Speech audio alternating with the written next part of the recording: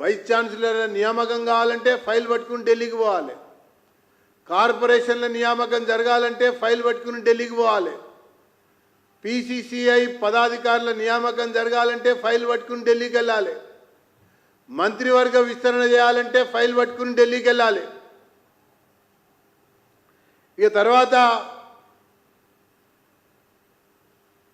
హైడ్రా రాహుల్ వద్దంటే ఆగాలి. మూసీ సుందరీకరణ పలానా వ్యక్తికే కేటాయించాలని రాహుల్ చెప్తే ఆ రకంగానే అడుగులు ముందుకు పోవాలి.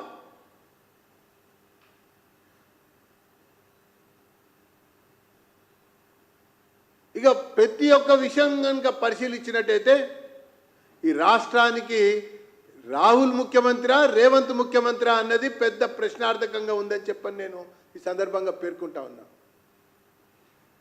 ఈ రాష్ట్రంలో కాంగ్రెస్ పార్టీకి అవకాశం కలిగిస్తే అధికారం చేయమని చెప్పని ప్రభుత్వాన్ని అప్పచెప్తే రాష్ట్ర పాలన కొరకు రాజకీయాలు మానేశారు. రాష్ట్ర ప్రజల పరిపాలన కొరకు రాజకీయాలు అంతకంటే కూడా మానేశారు.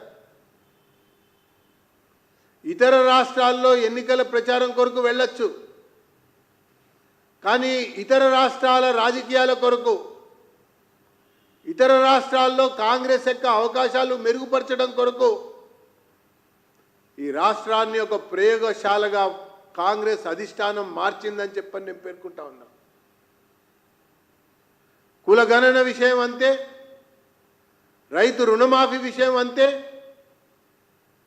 ఇతర సంక్షేమ కార్యక్రమాలకు సంబంధించిన విషయంలో కూడా అంతేగా నడుస్తూ ఉంది. కానీ ఈ రాష్ట్ర ప్రజల కొరకు మాత్రం ఈ రేవంత్ రెడ్డి ఈ కాంగ్రెస్ ప్రభుత్వం పనిచేస్తున్నట్టుగా లేదు అన్నది ఈ సంవత్సర కాలంలో చాలా స్పష్టంగా ప్రజానీకానికి అర్థమైందని చెప్పని భారతీయ జనతా పార్టీ పేర్కొంటా ఉన్నది. ఈ సంవత్సరంలో ఈ కాంగ్రెస్ ప్రభుత్వం ఈ ఇందిరమ్మ రాజ్యంలో రేవంత్ రెడ్డి యొక్క నాయకత్వంలో ఒక్క కొత్త రేషన్ కార్డు అయినా ఇప్పించారని చెప్పని సవాల్ విసురుతా ఉన్నా.